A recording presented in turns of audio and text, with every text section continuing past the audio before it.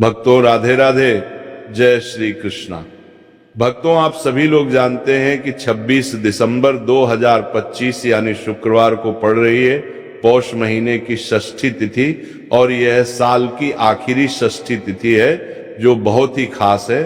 और भक्तों यह वह तिथि है जो पौष मास में पड़ने वाली सबसे बड़ी तिथि है, क्योंकि ये शुक्रवार के दिन पड़ रही है और इसका बहुत ही बड़ा और विशेष महत्व होता है। पूज्य पंडितों और गुरुओं ने कहा है कि अगर कभी भी मौका लग जाए और पौष महीने की षष्ठी तिथि शुक्रवार को पड़ जाए तो आप लोगों को 2 लौंग का उपाय तो अवश्य ही करना चाहिए। इन दोनों का संयोग बहुत ही कम आता है। इसी के साथ में पंडितों और गुरुओं ने अपनी शिव पुराण कथा में बताया है कि इस दिन आपको 2 लौंग का उपाय तो आपको अवश्य ही करना चाहिए, क्योंकि ऐसा दिन पूरे साल में सिर्फ एक ही बार आता है। और भक्तों आप सभी लोग जानते हो कि शुक्रवार षष्ठी का अगर सबसे बड़ा कोई उपाय है तो वो 2 लौंग वाला उपाय है। तो भक्तों इस शुक्रवार के दिन आप लोगों को इस 2 लौंग वाले उपाय को जरूर करना है। बहुत सारे लोग होंगे जिन लोगों ने इस उपाय को ना किया हो, मतलब पूरा साल निकल गया, उन्होंने किसी भी दिन इस लौंग वाले उपाय को ना किया हो। पर भक्तों आपके पास एक आखिरी मौका बचा हुआ है जो कि 26 दिसंबर के दिन है। तो इस दिन आप लोगों को इस वाले उपाय को जरूर कर लेना है। भले ही आपने पूरे महीने भर इस उपाय को ना किया हो, पर अगर आपने इस पौष महीने की षष्ठी तिथि के दिन अगर इस वाले उपाय को कर लिया तो आपको इस उपाय को करने का वह फल मिलेगा जिसकी आपने कभी कल्पना भी नहीं करी होगी।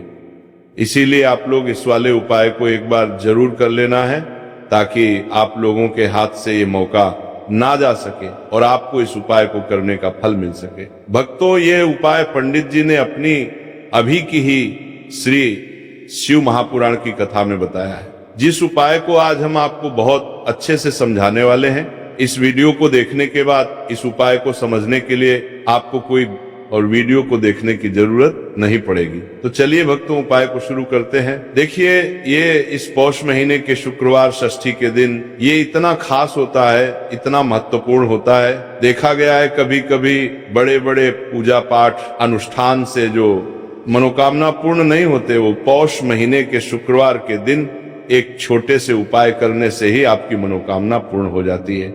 और बहुत सारे लोगों ने इस उपाय को किया भी है और उनको इस उपाय को करने का फल भी जरूर मिला है। अगर आप लोग भी इस उपाय को करना चाहते हैं तो आप इस उपाय को पहले अच्छे से समझ लेना, सुन लेना, उसके बाद करना, आपको इस उपाय का फल जरूर मिलेगा। और इस उपाय को कर लेने से आपके घर में चाहे किसी भी प्रकार की दुख और समस्या क्यों ना चल रही हो, आपको उसका कारण भी नहीं पता है कि भाई ये समस्या किस कारण से चल रही है, उसका कुछ भी कारण हो सकता है, जैसे पितृदोष हो सकता है या किसी भी तरह का मंगल दोष भी हो सकता है। तो इस दिन आप लोगों को ये वाला उपाय कर लेना है। ये एक ऐसा उपाय है जिस उपाय को अगर किसी विशेष दिन पर किया जाए तो भाई उस विशेष दिन का जो है वह तो हमें मिलता ही मिलता है, पर हमने उस दिन पर इस उपाय को किया है तो हमें उससे भी बड़ा फल मिलता है, और फल बहुत जल्दी मिलता है, क्योंकि आप इस उपाय को बहुत ही बड़े और विशेष दिन पर कर रहे हो। तो चलिए अब उपाय के बारे में बात करते हैं, लेकिन उससे पहले आप लोगों को ये जानना आवश्यक है कि आखिर ये उपाय किस समय करना है, किसको करना है और कैसे करना है। तो चलिए हम आगे आपको वीडियो में एक एक करके बता देते हैं। लेकिन उससे पहले अगर आप लोग हमारे चैनल पर पहली बार आए हैं या फिर मेरी आवाज आज पहली बार सुन रहे हैं तो हमारे चैनल को सब्सक्राइब जरूर कर लेना और इस वीडियो को लाइक करके कमेंट बॉक्स में श्री शिवाय नमस्तुभ्यम ओम नमः शिवाय जरूर टाइप कर देना। तो भक्तों इस 2 लौंग वाले उपाय को हमें इस शुक्रवार षष्ठी के दिन कैसे करना है, किसको करना है, किस समय करना है और कहां पर करना है, ये सारे सवालों के जवाब आपको इस वीडियो में मिल जाएंगे।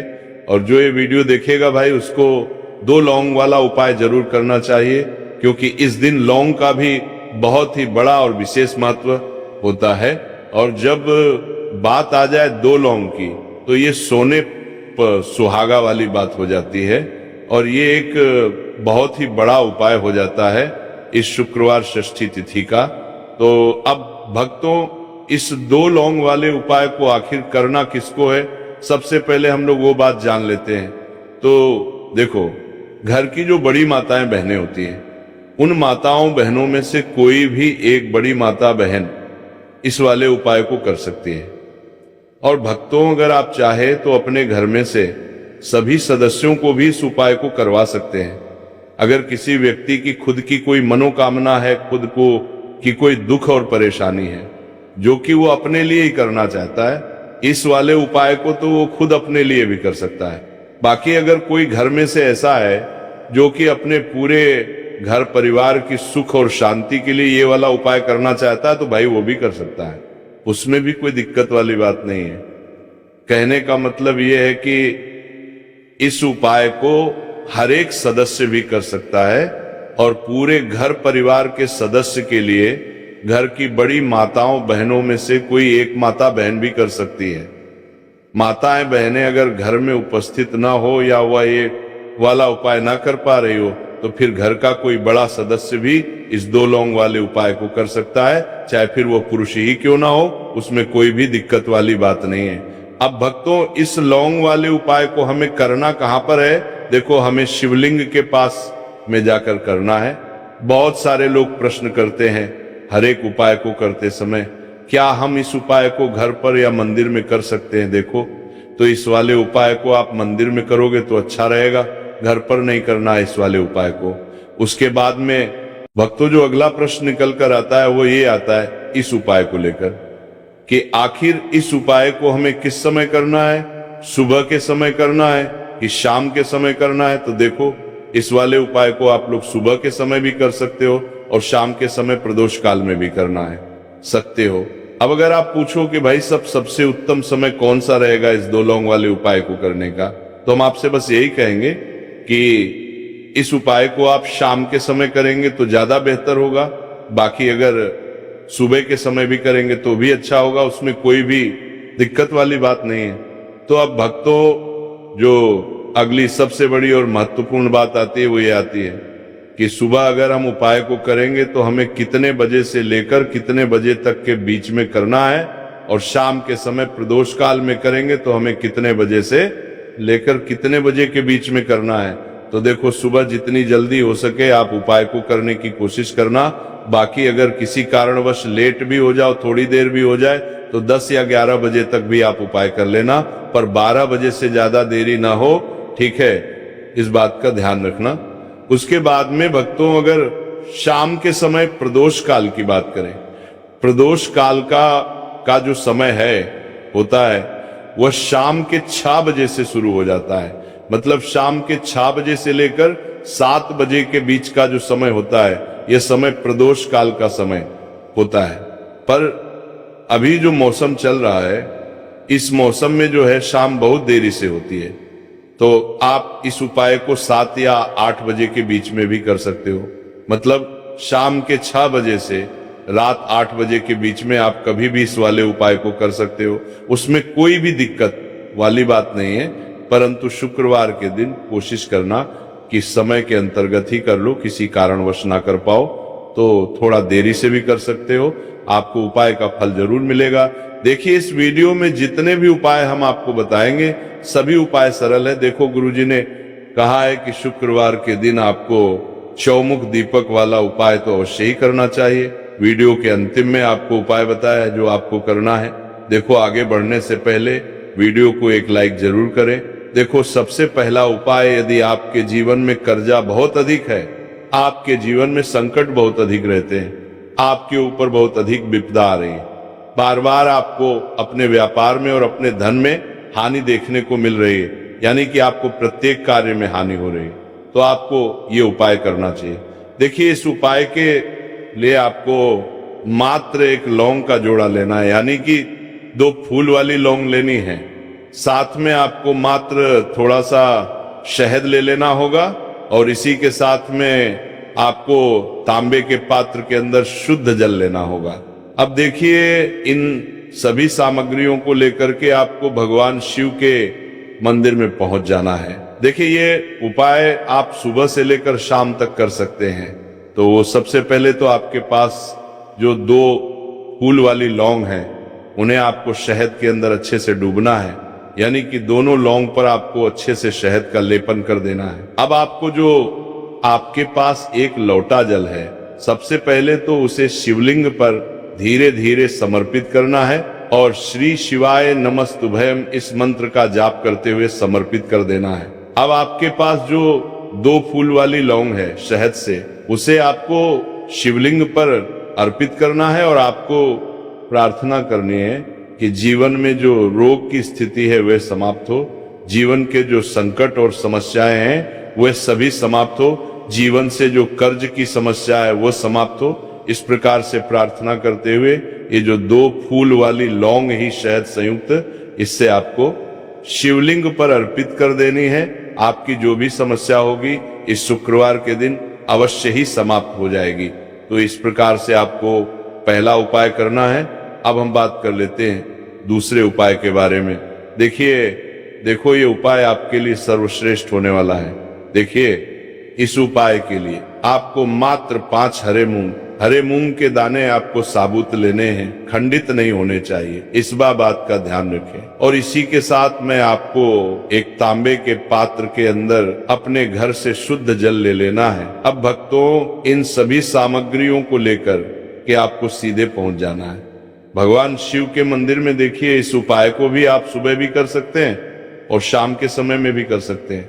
देखिए, भगवान शिव के मंदिर में पहुंचने के बाद आपके पास जो 5 हरे मूंग है, उनमें से पहला जो हरा मूंग है आपको शिवलिंग के सामने जो नंदी महाराज होते हैं और उनका जो पैर उठा हुआ होता है, वहां पर आपको पहला हरा मूंग समर्पित कर देना है और आपको ओम नमः शिवाय इस मंत्र का जाप कर लेना है। फिर आपको दूसरा हरा मूंग लेना है और शिवलिंग पर जो श्री गणेश जी वाला स्थान होता है वहां पर आपको ये दूसरा हरा मूंग समर्पित कर देना है, यानी कि शिवलिंग के सीधे तरफ आपको ये दूसरा हरा मूंग समर्पित करना है। और फिर आपको ओम नमः शिवाय या फिर ओम लक्ष्मी नारायण नम इस मंत्र का जाप कर लेना है। तीसरा हरा मूंग का दान आपको भगवान शिव की सबसे प्रिय पुत्री माता अशोक सुंदरी वाले स्थान पर समर्पित करना होगा। शिवलिंग की जो जलाधारी होती है, जहां से जल बह करके आता है, उसी जलाधारी के बीच में जो कहीं न कहीं उठी हुई लाइन होती है सांप की आकृति के रूप में, वहीं पर आपको तीसरा हरा मूंग समर्पित करना है और फिर आपको ओम नमः शिवाय इस मंत्र का जाप कर लेना है। अब भक्तों, चौथा जो हरा मूंग है उसे आपको भगवान कार्तिकेय जी का जो स्थान होता है शिवलिंग पर, वहां पर आपको ये चौथा हरा मूंग का दाना समर्पित कर देना है और आपको ओम नमः शिवाय इस मंत्र का जाप कर लेना है।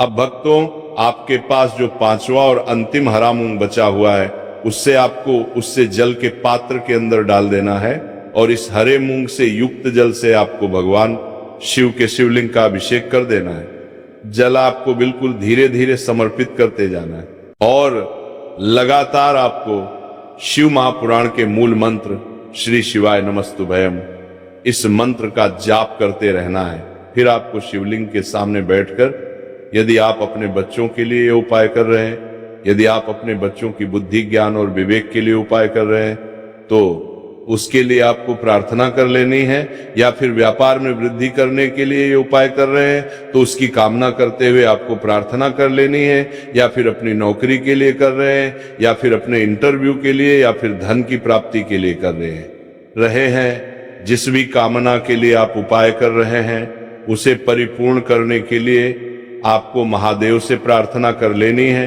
और फिर आपको वापस अपने घर आ जाना है। पूज्य गुरु जी ने कहा है कि जो भी व्यक्ति इस उपाय को कर लेता है तो यकीन मानिए आपके जीवन की जो सारे संकट, कष्ट और बाधाएं ही वो सभी समाप्त होंगे। अब हम बात करते हैं अगले उपाय की। इस उपाय के लिए आपको एक दीपक लेना है। दीपक आप मिट्टी का भी ले सकते हैं और शुद्ध आटा मढ़कर उसका दीपक भी आप तैयार कर सकते हैं। दीपक के अंदर गोल बाती का प्रयोग करना है और दीपक के अंदर आपको शुद्ध घी का प्रयोग करना है। इसी के साथ में आपको मात्र एक फूल वाली लौंग लेनी होगी। अब ये एक दीपक और एक फूल वाली लौंग लेकर के सीधा आपको पहुंचना होगा बरगद के वृक्ष के वहां पर। देखिए, सबसे पहले तो आपके पास जो एक फूल वाली लौंग है उससे आपको बरगद के वृक्ष की जड़ में समर्पित करना है। देखिए, अगर आपके जीवन में कोई भी बड़ा संकट आने वाला है, कोई भी बड़ा कष्ट आने वाला है, तो वह इस उपाय के माध्यम से दूर होने वाला है। महादेव की विशेष कृपा रहेगी कि जो भी संकट आपके जीवन में आने वाला होगा वो भी दूर हो जाएगा। तो आपको एक लौंग समर्पित करनी है बरगद के वृक्ष की जड़ में, और वहीं पर आपको जो है गोलबाती व दीपक जो आप लेकर के गए हैं उससे भी वहां पर प्रज्वलित कर देना है। देखिए, जब भी आपको जीवन में साल लगने लगे कि आपके जीवन में कुछ भी अच्छा नहीं चल रहा है, तब भी आपको कोई उपाय करना है। तो इस प्रकार से आपको ये उपाय करना है। अब हम जान लेते हैं चौथे विशेष उपाय के बारे में। देखें, यदि आपके विवाह में, शादी में कोई भी समस्या आ रही है, यदि आपका जो कर्ज है वो दिन पर दिन बढ़ते ही जा रहा है, तो आपको ये चमत्कारी उपाय करना चाहिए। कोई भी समस्या अगर जीवन में है तो उसे दूर करने के लिए आपको ये उपाय करना चाहिए। मंगल दोष से जुड़ी हुई समस्या भी है तब भी आपको ये उपाय करना चाहिए। देखिए, इस उपाय के लिए आपको एक तांबे के पात्र के अंदर अपने घर से शुद्ध जल लेना है, और इसी के साथ में आपको एक छुटकी लाल चंदन लेना होगा। अब आपको क्या करना है कि जो लाल चंदन आपने लिया है उसे आपको उससे जल के पात्र के अंदर डाल देना है, और ये जल जो है आपको लाल चंदन से युक्त तैयार कर लेना है। और ये लाल चंदन से युक्त जल आपको भगवान शिव के मंदिर में लेकर के पहुंचना है। लेकिन ये उपाय भी आप सुबह से लेकर के शाम तक कर सकते हैं। अब भक्तों, ये जो लाल चंदन से युक्त जल है, इससे आपको भगवान शिव के शिवलिंग पर धीरे धीरे अर्पित कर देना है, और आपको लगातार श्री शिवाय नमस्तुभयम इस मंत्र का जाप करते रहना है। देखिए, यदि आपके जीवन में विवाह से जुड़ी समस्या चल रही है तो आपको मंगलेश्वर महादेव का स्मरण करना है, और जीवन में अधिक कर्ज की समस्या है तो आपको मुक्तेश्वर महादेव का स्मरण करना है। देखना, एक दिन आपकी सब तरह की समस्या जल्दी ही समाप्त हो जाएगी। तो इस प्रकार से आपको ये तीसरा उपाय करना